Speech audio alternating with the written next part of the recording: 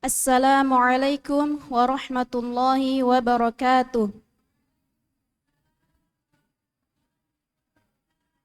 Bismillahirrahmanirrahim. Alhamdulillahi rabbil alamin.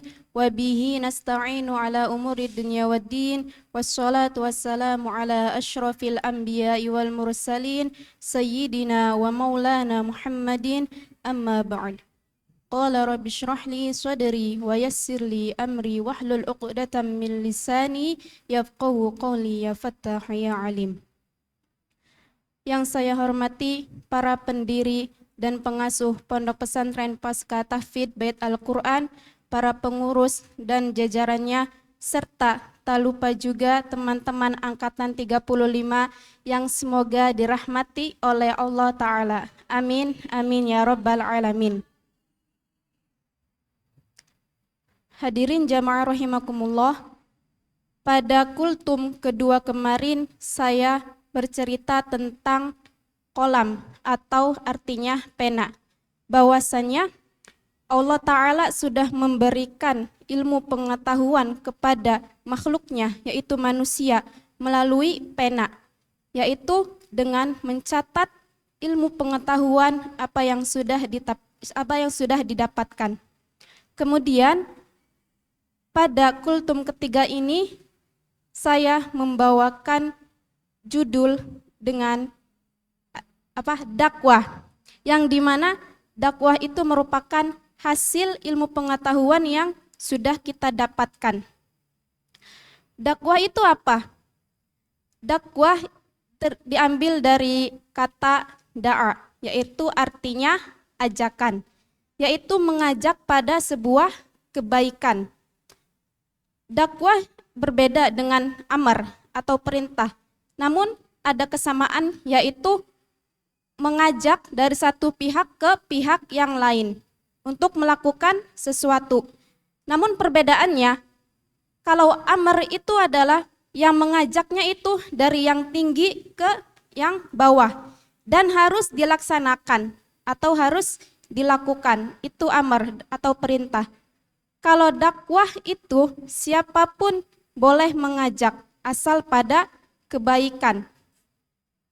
Maka dengan hal itu kita harus tahu cara berdakwah itu seperti apa agar bisa tersampaikan kepada sasaran dakwahnya. Maka dalam hal itu sudah termaktub dalam Quran surat An-Nahl ayat 125, Allah Ta'ala berfirman, A'udzu billahi minasyaitonir rajim. Bismillahirrahmanirrahim. Ud'u ila sabili rabbika bil hikmati wal mau'izatil hasanati wajadilhum billati hiya ahsan. Inna rabbaka huwa a'lamu biman dhalla 'an sabilihi wa huwa a'lamu bil muhtadin. Wallahu a'lam bil murad. Yang artinya, serulah manusia kepada jalan Tuhanmu dengan hikmah dan pengajaran yang baik, dan bantahlah mereka dengan cara yang terbaik. Sesungguhnya Tuhanmu, dialah yang lebih mengetahui tentang siapa yang tersesat dari jalannya, dan sesungguhnya dialah yang lebih mengetahui orang-orang yang mendapat petunjuk. Quran surat An-Nahl ayat 125.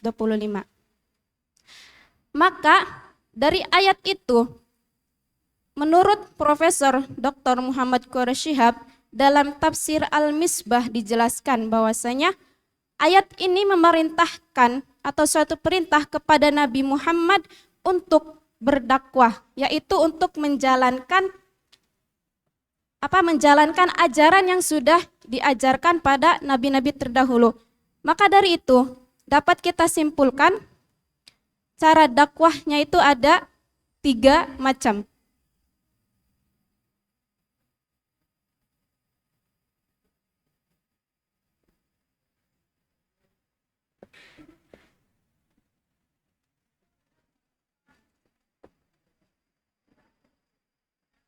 Yang pertama yaitu bil hikmah. Yang kedua bil mau'izah al hasanah.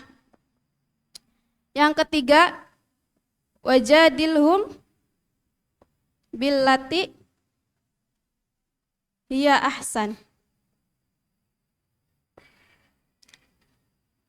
Ini merupakan ketiga metode berdakwah. Yang pertama ada bil hikmah. Bil hikmah itu apa? Masih dalam tafsir Al-Misbah dijelaskan, hikmah adalah suatu yang paling utama dari segala sesuatu. Atau di situ Pak Quraisy mengutip dari Toba-Tobai bahwasanya hikmah adalah argumentasi yang dimana itu merupakan hasil dari kebenaran yang tidak ada keraguan dan tidak mengandung kelemahan.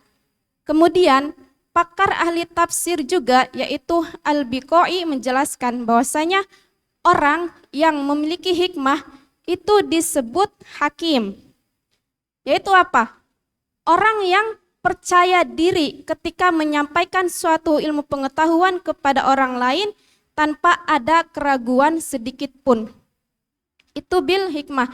Makanya bil hikmah ini biasanya dilakukan oleh orang-orang yang sudah tinggi ilmunya, yaitu para intelektual ataupun para cendekiawan. Kemudian yang kedua ada wal mau'izah hasanah. Mau'izah itu terambil dari kata wa'adha yang artinya adalah nasihat.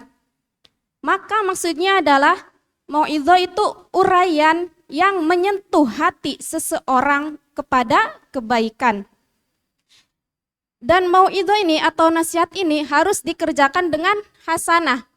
Hasanah artinya apa? Baik. Karena mau'izah itu ada yang baik, ada yang tidak baik. Yang baik itu seperti apa? Yang baik itu adalah ketika nasihat itu perbuatan itu sesuai dengan perkataannya. Yang tidak baik itu melakukan perbuatan tetapi tidak sesuai dengan perkataannya. Maka nasihat yang baik adalah melakukan suatu perbuatan sesuai perkataannya. Dan biasanya mau'izah hasanah ini di sasaran dakwahnya adalah orang-orang awam. Karena mengikuti kapasitas pemahaman mereka, maka kita cara berdakwahnya adalah dengan nasihat-nasihat yang dapat menyentuh hati para sasaran dakwah. Kemudian yang ketiga itu ada wajadilhum. Jadilhum itu apa artinya? Jidal. Kemarin udah belajar jidal kan? Apa artinya? Berdebat. Atau di dalam tafsir Al-Misbah itu diartikan dengan diskusi. Maksudnya gimana? Yaitu berdiskusi dengan lawan dengan menguatkan atau pakai argumentasi yang berupa dalil atau bukti yang kuat atau yang valid. Dan jidal ini harus dilakukan dengan ahsan. Ahsan artinya apa? Yang terbaik. Karena ini ada ahsan, yang terbaik. Yang terbaik itu gimana? Ke sini dulu. Jidal itu ada tiga kategori. Ada yang terbaik, ada yang baik, dan ada yang buruk. Yang terbaik itu gimana? Menampilkan bukti atau dalil yang kuat dan valid dan juga mematahkan lawan. Kalau yang baik itu menampilkan bukti atau dalil tetapi itu diterima lawan aja, enggak mematahkan. Kemudian yang buruk itu adalah menampilkan dalil atau bukti tanpa ada kevalidan atau tidak kuat buktinya itu. Maka jidal atau diskusi itu harus dilakukan dengan ahsan, itu yang terbaik. Dan jidal ini dipakai untuk siapa? Untuk kepada orang-orang non-muslim atau bukan agama Islam gitu. Kan konteksnya dakwah ini kan Nabi Muhammad kan dulu. Itu bukan hanya sasarannya itu bukan yang udah muslim atau yang belum muslim gitu. Jadi ketiga ini merupakan metode dakwah yang dilakukan oleh Nabi Muhammad SAW.